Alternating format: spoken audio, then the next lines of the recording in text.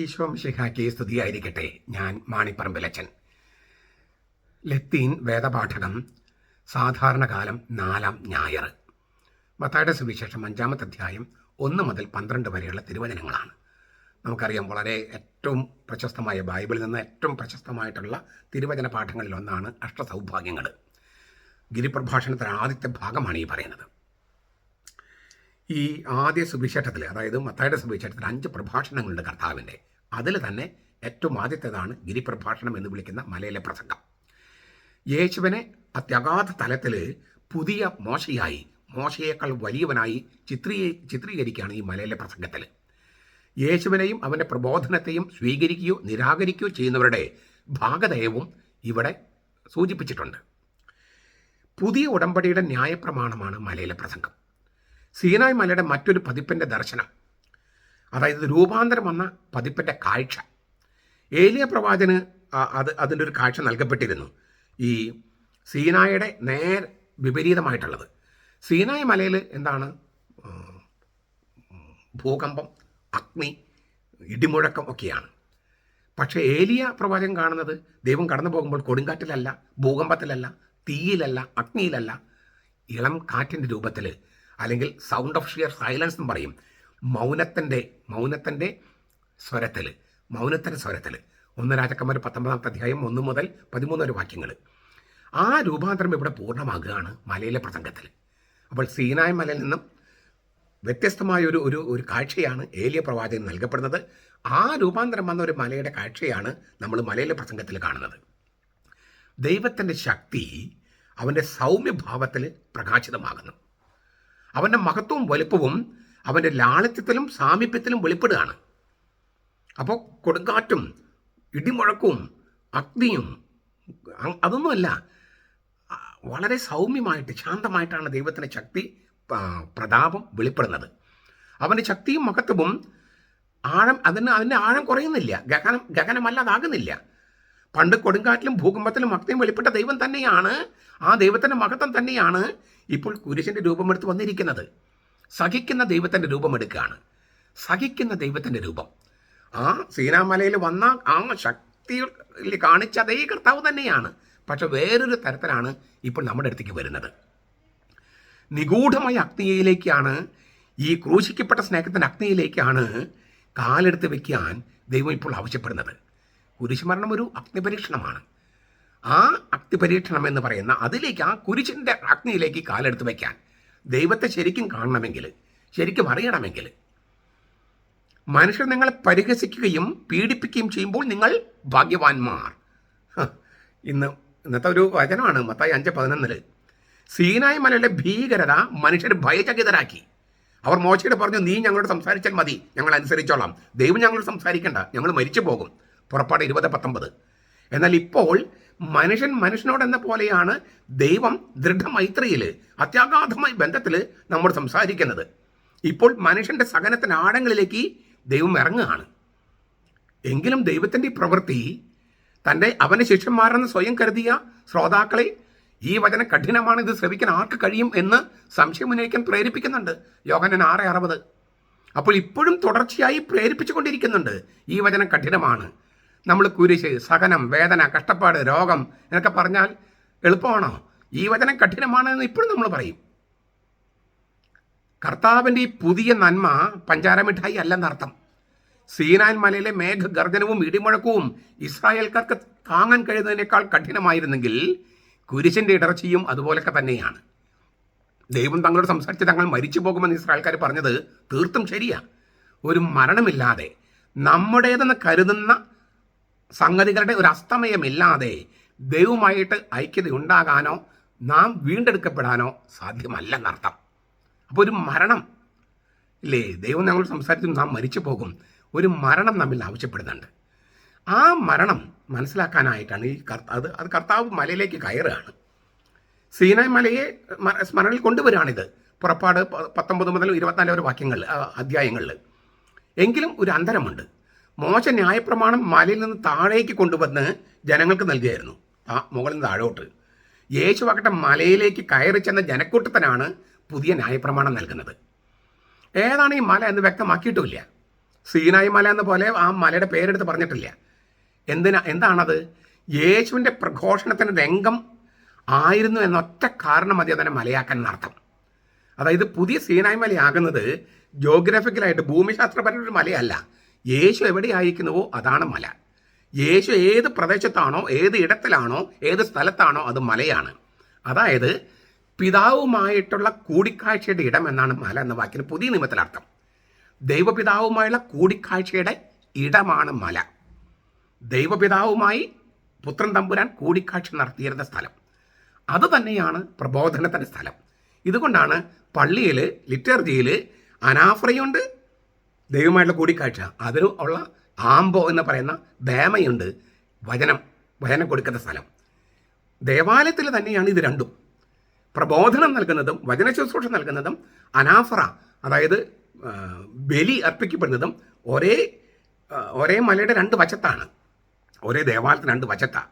രണ്ടും ഉത്ഭവിക്കുന്നത് ദൈവപിതാവുമായുള്ള അത്യഗാധമായ ബന്ധത്തിൽ നിന്നാണെന്നാണ് ചുരുക്കം. എന്നിട്ട് അവിടെ കാണുകയാണ്, അവൻ ഇരുന്നു. ഈ മലയിലേക്ക് കയറി, അതായത് ദൈവപിതാവുമായുള്ള ആ കൂടിക്കാഴ്ചയിലേക്ക് കയറിയിട്ട് അവൻ ഇരുന്നു. ആധികാരികതയോടെ പഠിപ്പിക്കുന്ന യഹൂദ റബ്ബിമാർ ഇരിക്കാറുള്ളത് പോലെ യേശു ഇരിക്കുകയാണ്. മലമുകളിൽ ആ ഭദ്രാസനത്തിൽ, കത്തേദ്ര എന്ന വാക്കിൻ്റെ അർത്ഥം അതാണ്. കത്തേദ്ര എന്ന് വെച്ചാൽ മെത്രാൻ്റെ കസേരയുള്ള പള്ളി, അതാണ് കത്തീഡ്രൽ. കത്തേദ്ര എന്ന് പറഞ്ഞാൽ ഭദ്രാസനം.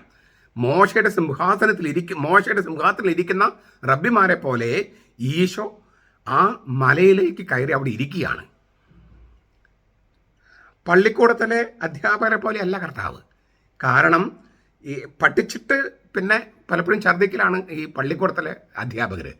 കർത്താവ് അങ്ങനെയല്ല, പുത്രനപ്പൻ അങ്ങനെയല്ല. ദൈവപിതാവുമായുള്ള ഒരു കൂടിക്കാഴ്ച അല്ലെങ്കിൽ ആ ഐക്യത, അതിൽ നിന്നാണ് അവൻ്റെ പ്രബോധനം വരുന്നത്. നമ്മൾ എന്തുമാത്രം കർത്താവുമായിട്ടൊന്നാകുന്നുവോ, എന്തുമാത്രം ദൈവമായിട്ടൊന്നാകുന്നുവോ അത്രത്തോളമാണ് നമ്മുടെ പ്രബോധനത്തിന് ആധികാരികത വരും. അല്ലെങ്കിൽ നമ്മൾ പറയുന്നത് ആൾക്കാർ വിശ്വസിക്കില്ല. ഇപ്പം നമുക്കറിയാം, അച്ഛൻ പള്ളി പറഞ്ഞാൽ മതി എന്ന് പറയില്ല. നമ്മൾ പള്ളി പറഞ്ഞാൽ മതി എന്ന് വെച്ചാൽ അർത്ഥം പള്ളി പറഞ്ഞ അത്ര വിശ്വാസയോഗ്യതമല്ലെന്നാണ്. നീ പോയി പള്ളി പറഞ്ഞാൽ മതി എന്ന് പറഞ്ഞാൽ പള്ളി പറയുന്നതിന് അത്ര വിശ്വാസ്യത ഇല്ല എന്നൊരർത്ഥം വന്നു കഴിഞ്ഞു. എന്താ കാര്യം? നമ്മളുടെ പ്രബോധനം എന്ന് പറയുന്നത് പലപ്പോഴും പ്രൊഫസർമാർ നമ്മൾ പഠിപ്പിച്ചത് അങ്ങനെ തന്നെ ഛർദ്ദിക്കുക, അല്ലെങ്കിൽ അവിടുത്തെ കേട്ടതും ഇവിടുത്തെ കേട്ടതും സോഷ്യൽ മീഡിയയിൽ കേട്ടതും ഛർദ്ദിക്കുക. അത് പ്രബോധനമാകില്ല, വചനപ്രഘോഷണമാകില്ല. ദൈവപിതാവുമായിട്ടും പുത്രൻ തമ്പുരാനുമായിട്ടും പരിശുദ്ധാത്മാവിൽ ഐക്യപ്പെട്ട് അതിൽ നിന്ന് ഉത്ഭവിക്കുന്നതായിരിക്കണം നമ്മുടെ പ്രബോധനം. ആധികാരികത എന്ന് പറയുന്നതാണ്. അധികാരത്തോടു കൂടിയാണ് അവൻ പ്രസംഗിച്ചത്. ഏതാണ് ഈ അധികാരം? ദൈവപിതാവിൽ നിന്ന് വരുന്നു എന്നുള്ളതാണ് അധികാരം. ദൈവപിതാവിൽ നിന്ന് വരുന്നു എന്നുള്ളതാണ് അധികാരം. ആ അധികാരത്തിൽ അവൻ എന്താ പറഞ്ഞത്? അക്ഷസൗഭാഗ്യങ്ങൾ.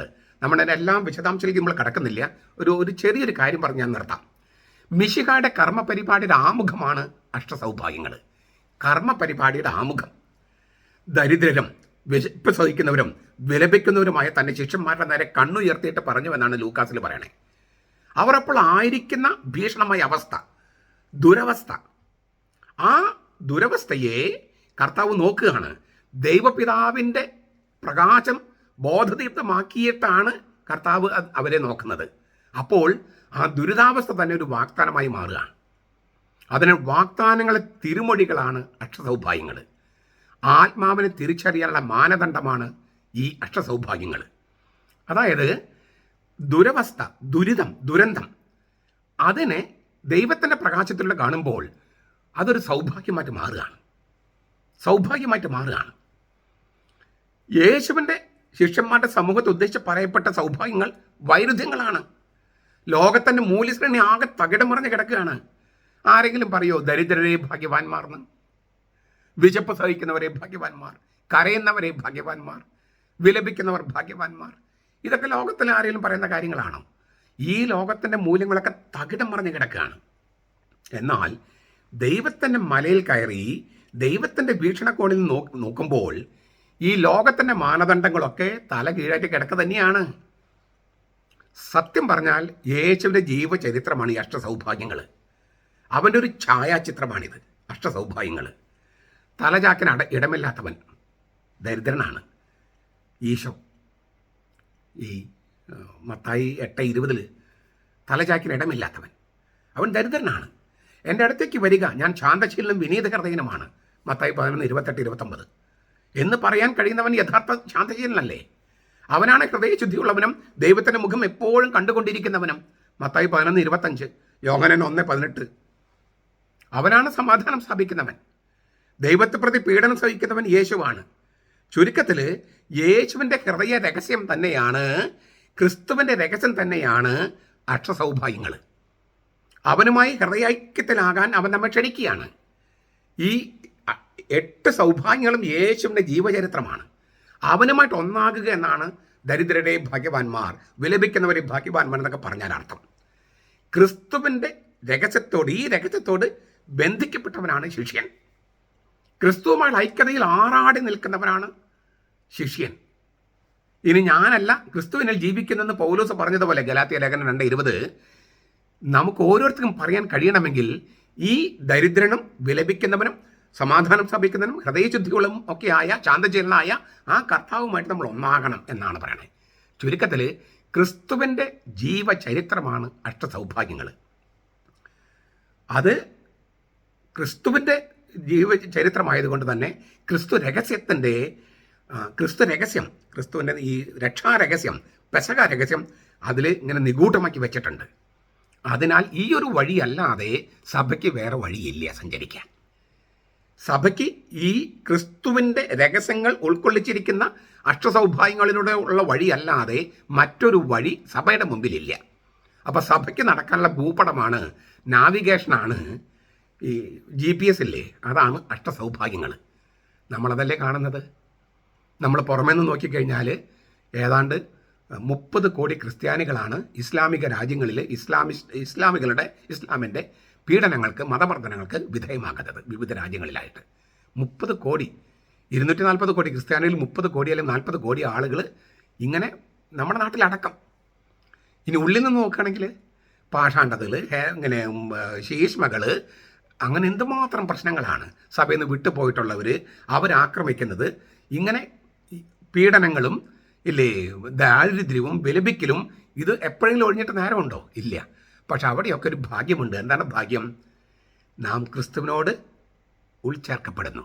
ഇതിനൊക്കെ വലിയ ഭാഗ്യമുണ്ടോ? ഞാൻ എറണാകുളത്ത് മുൻപ് ഇപ്പോൾ ഈ കഴിഞ്ഞ നവംബറിൽ വന്നപ്പോൾ കുറേ പേര് എന്നെ കാണാൻ വന്നിരുന്നു. അപ്പോൾ ഞാൻ അവരോട് ചോദിച്ചു, ഈ സീറോ മലബാർ സഭയുമായിട്ട് ബന്ധപ്പെട്ടാണ്, ഈ ഞങ്ങളുടെ ഈ സമരത്തിന് അല്ലെങ്കിൽ സഹനങ്ങൾക്കൊരു അന്തമുണ്ടോ എന്നാണ് അവർ ചോദിച്ചത്, ഒരു അന്ത്യമുണ്ടോ? അപ്പോൾ ഞാൻ അവരോട് ചോദിച്ച ചോദ്യമാണ്, നിങ്ങളൊരു കുർബാനയിൽ, അതായത് ഏകീകൃത കുർബാന എന്നാൽ കുർബാന കിട്ടാൻ വേണ്ടി നമ്മൾ ഒരുപാട് സഹനത്തിലൂടെ കടന്നു പോകുകയാണ്.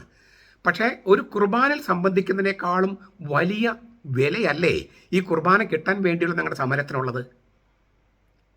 ഈ മെത്രാന്മാർ തീരുമാനിച്ചതും മാർപ്പാപ്പ അംഗീകരിച്ചതുമായ കുർബാന ചൊല്ലാനായിട്ട് അച്ഛന്മാർ തയ്യാറല്ല, മിക്കവാറും അച്ഛന്മാർ തയ്യാറല്ല. അത് കിട്ടണമെന്ന് പറഞ്ഞിട്ടുള്ളൊരു സമരത്തിലാണ്.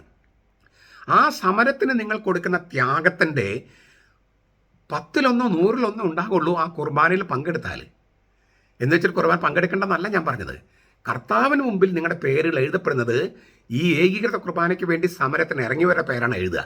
അല്ലാതെ ഏകീകൃത കുർബാന കണ്ടവരുടെ മാത്രമല്ല. അവരെക്കാളും മുൻപായിട്ട് ജീവൻ്റെ പ്രവർത്തികളുടെ പുസ്തകത്തിൽ, സ്വർഗത്തിൽ സൂക്ഷിക്കുന്ന 2 പുസ്തകങ്ങളാണത്.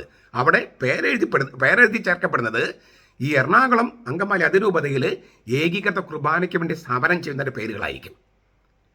അവരുടെ പേരുകളായിരിക്കും ആദ്യം എഴുതി ചേർക്കപ്പെടുക. മാലക അതാണ് എഴുതുക. അപ്പോൾ അത് ക്രിസ്തുവിൻ്റെ ഈ സഹനങ്ങളോട് ഉൾച്ചേർക്കപ്പെടുകയല്ലേ? അഷ്ടസൗഭാഗ്യങ്ങൾ നമ്മുടെ ജീവിതത്തിൽ ആവുകയല്ലേ? അത് കാണണമെങ്കിൽ, അത് കണ്ടാലാണ്, അല്ല അത് തിരിച്ചറിഞ്ഞാലാണ് നമ്മുടെ ജീവിതത്തിന് അർത്ഥമുണ്ടാകുക, ആനന്ദമുണ്ടാകുക, സൗഭാഗ്യമുണ്ടാകട്ടെ. നമ്മുടെ കർത്താവ് ഈശോ മിശിഹായുടെ കൃപയും പിതാവായ ദൈവത്തിൻ്റെ സ്നേഹവും പരിശുദ്ധാത്മാവിൻ്റെ സഹവാസവും നാം എല്ലാവരോടും കൂടി ഉണ്ടായിരിക്കട്ടെ, എപ്പോഴും എന്നേക്കും. ആമേൻ.